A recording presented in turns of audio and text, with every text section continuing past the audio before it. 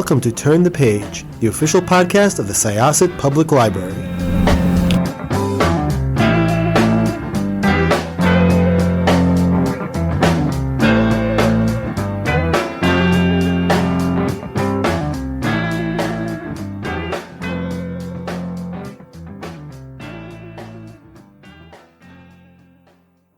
This is Jessica with Turn the Page podcast from Syosset Public Library, and we are very excited to have our guest here today. Please introduce yourself and tell us about your book. Hi, okay, so my name is Nekesa Afia. I'm a Canadian millennial who really likes to pet dogs, and I wrote Dead Girls, which is a Prohibition Era mystery that takes place in Harlem, and it's about a tiny, tired lesbian who is extorted into solving crime. That's a really like short but accurate description of Dead Girls. I was like, whoa, okay, yes, it's all those things. Yeah, so for like International Lesbian Visibility Day or whatever last year, I tweeted like, oh, if you want a tiny, tired lesbian who has to solve crime, check out my book. And it's the only way anyone has ever described my book going forward. So I've decided to embrace it. I think that is amazing, and that is how I am going to describe this book. I had like a whole bunch of other thoughts in my mind, and I'm just like, yeah, no, you pretty much summed it up in the perfect way. So well, first of all, so Dead Girls, it's billed as a Harlem Renaissance mystery. One might think that it's a cozy, but it is definitely not a cozy. And it is just a really great story. So the main character, Louise, you find, this is not a spoiler, you find out very early that she herself was the victim of a kidnapping crime when she was younger, and she bravely rescued herself and others involved and decided that, you know, she wasn't going to be a victim. And she's been known as Harlem's hero. People look at her with reverence when they find out who she is, but she's also like, you know, she's like living her best life, going to speakeasies, living with her love interest, sort of, but not exactly, because they're both in like a communal housing situation. Yeah. And working at a cafe, but she can't, the Harlem's hero moniker, she cannot shake it. And it is very much ingrained in who she is, even though sometimes it seems like she's trying to get away from it. Yeah, so that was something I was really focused on. So I wanted to have something in her background that would like lead her to like want to like help these girls, even though she's not a police officer, but she's seen it firsthand. She has seen like police brutality like firsthand, and I do try to note that like people are like disappointed with who she is because they had such high expectations of her, and then she just turned out to be a normal 26-year-old human being who likes to go dancing and kiss her girlfriend. Like how dare she actually want to enjoy her life? Like I feel like people do put a lot on her just because like that was who she was, but she's trying to be like, actually, this is who I am now. I just want to vibe. I think that a lot of people can relate to that. I think, you know, there's always expectations put on us, especially if something happens at a very early age. And it's almost like you're not supposed to enjoy yourself and get into, you know, whatever's going on in your, you know, in the world, like, for fun. I liked that. I thought she was really cool. I loved her devotion to her family and her sisters. She has kind of like a really tender relationship with family because her father was like very, you know, structured in what he saw for her.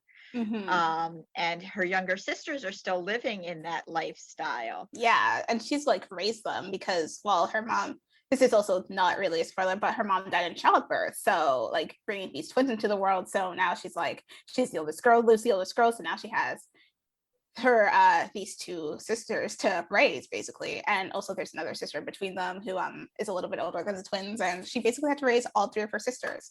That's definitely a thing for older children, and her father being so traditional. You know, she's the older sister. It's like she's almost put into that default mother stage. Plus the fact that she's Harlem's hero, it's a lot. So she's thrown into a whole bunch of things. She's living her life. She's dancing. She's working at a cafe. She's living on her own. She's a lesbian in the Roaring 20s. Yeah, which is not a great time to be a lesbian, generally speaking, as not only was homosexuality just looked down upon, it was also illegal. She could have been put in jail or like an asylum or anything, really, because of her attraction to other women. You know what? It was like until way recently that it was still considered a mental illness. Yeah. So like you said, she's extorted into almost being like an amateur sleuth, which I think is where some of the confusion comes in, that this is a cozy, which it is definitely not, because she sees a young Black woman being mistreated by a cop, and she steps in. And unfortunately, there are other young Black women who are being murdered around her. Yeah. And one of the cops decides that he's going to say to her, either you go to jail and we'll make an example of you for basically protecting somebody from something that was happening from another cop, or, you can be Harlem's hero again and help figure out who's killing these girls. Yeah, and she's obviously not going to go to jail. Like in that instance, she's going to be like, fine, I'll be your home's hero again. But your book would be over. It would be. She'd be like, oh, time to jail. Yeah. Yeah. Yeah. So she really had no choice, and I wanted to make it really clear that she had no choice. And the cops are having trouble, and not gonna lie, they're a little bit lazy, because it's just teenage Black girls. Who cares? It's the 1920s. Black women are the lowest of the lowest. And Lou's like, but this is wrong, and these girls are being killed, and should we not be doing something about that? And so her assault on this officer leads to this ultimatum, and she takes a case, and it's a whole thing. And she's not good at solving crime, but she does it anyway. She's definitely one of the things that they're using her for is the fact that her community does not trust them at all, and they know that they will trust her not only as a Black woman in the community but also as Harlem's hero. Mm-hmm. So in a way, I mean, she's really doing their work and putting herself and her own connection to her community on the line for them. Yeah, she is. And she's only doing it to protect the other girls. She sees her sisters who are the same age as the girls who are going missing and ending up dead in them, and she realizes that if one thing in her life went wrong, she'd be dead at 16, or work in a club that prostitutes them out to older men who are very skeevy. So she really sees that it's her job to take care of them, even if she doesn't really want that. It's what she's there for. So how did you go about researching the time period? I'm so excited to see this book because there's not a lot of fiction books during this time period. And I think it's, or when you do, it's not in Harlem. I mean, no. It's about rich people. White people. Yeah, not in Harlem at all.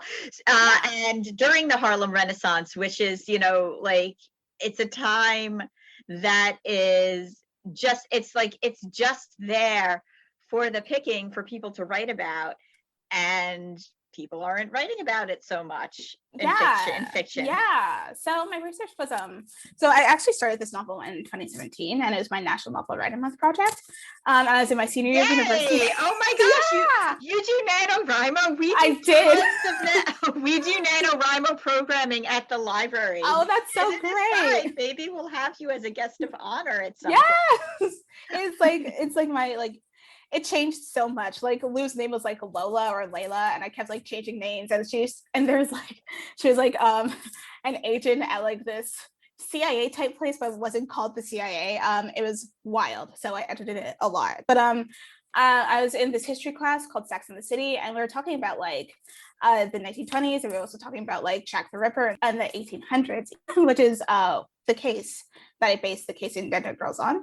Yeah, and it's a lot of we have a great research library here in Toronto where I spent a lot of time in the stacks reading about how prohibition was supposed to work and then didn't work because it was a bad idea in the first place, reading about like the researchers of the KKK, reading about just everything, like what Lou would wear, what she would eat, she doesn't eat, what she would smoke, what type of coffee she would drink, like every tiny minute detail. And I really also got into old-timey murders and I got into poisons, which is completely normal for a crime writer, I think. Honestly, we've spoken to a lot of writers and I can tell you it is 100% normal. Yeah, I thought this whole book about poison in the 20th century, like exactly how like what I'd need to like murder someone and like what I wanted for the effects. It's so good. I love that book. When we had an in-person NaNoWriMo program, there was a whole conversation about like the FBI flagging people's NaNoWriMo research.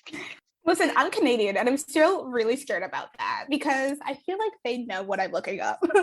But my brother has a medical degree as well. So if I need help, I could just ask him and he already thinks I'm weird. So it's fine. It's totally fine. Yes, no, it absolutely is fine. I mean, to be honest, like how else would authors, like other than going around poisoning people? Yeah, like I don't actually want to kill someone. Good to know. Thank you.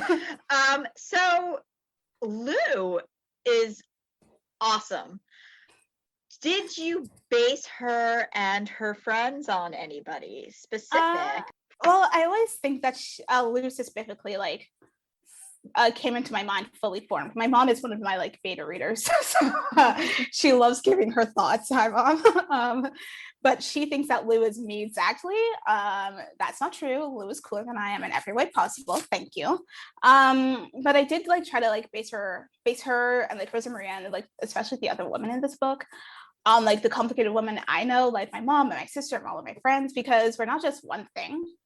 And it's nice to have like a dynamic character. So she like loves her friends and loves her sisters and loves her girlfriend, and she loves to dance, but that's it.